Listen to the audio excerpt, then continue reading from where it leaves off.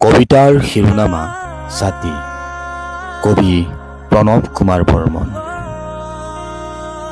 বৰষুণ বেয়া পাওঁ বাবে ছাতি ভাল পাওঁ, নে বৰষুণৰ স্পৰ্শৰ পৰা প্ৰেয়সীক বচাবলৈ ছাতি তুলি লওঁ বৰষুণৰ বিৰুদ্ধে।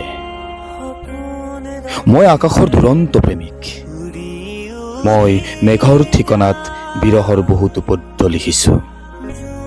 মই বৰষুণক কিয় বেয়া পাম?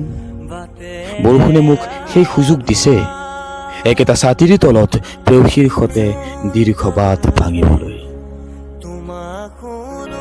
বৰষুণে তোমাৰ প্ৰেম হৈ ভিজাই গৈছে মোক, কপাইছে মোৰ নৈশ যাত্ৰা আৰু প্ৰভাতৰ প্ৰাৰ্থনাবোৰক।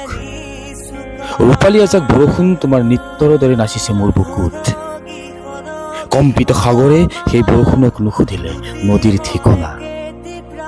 আকাশ জানো সাগৰৰ বাবে এটি ছাতি। বৰষুণ ভাল পোৱা প্ৰথম প্ৰেয়সী মোৰ সতে নাই, তেওঁ মোৰ বাবে হিৰোশ্বিমা যেন স্মৃতি। তেওঁ মোৰ বাবে হিৰোশ্বিমা যেন স্মৃতি। গুচি গৈছে বৰ্ষা ঋতুৰ বোকা গছকি। বৰষুণ ভাল পোৱা প্ৰথম প্ৰেয়সী মোৰ সতে নাই, তেওঁ মোৰ বাবে হিৰোশ্বিমা যেন স্মৃতি। গুচি গৈছে বৰ্ষা ঋতুৰ বোকা গছকি। মই ছাতিলৈ ৰৈ আছো, মই ছাতিলৈ ৰৈ আছো যুদ্ধভূমিত। মই ছাতিলৈ ৰৈ আছো যুদ্ধভূমিত। কি জানিবা ছাতিয়ে মোৰ শিশুহঁতক আকাশ মাৰ্গৰ বিস্ফোৰিত মিছাইলৰ পৰা জীৱন দিয়ে, হাঁহি দিয়ে, দিয়ে খন্তেক সময় খাবলৈ ৰুটি যুদ্ধভেটি।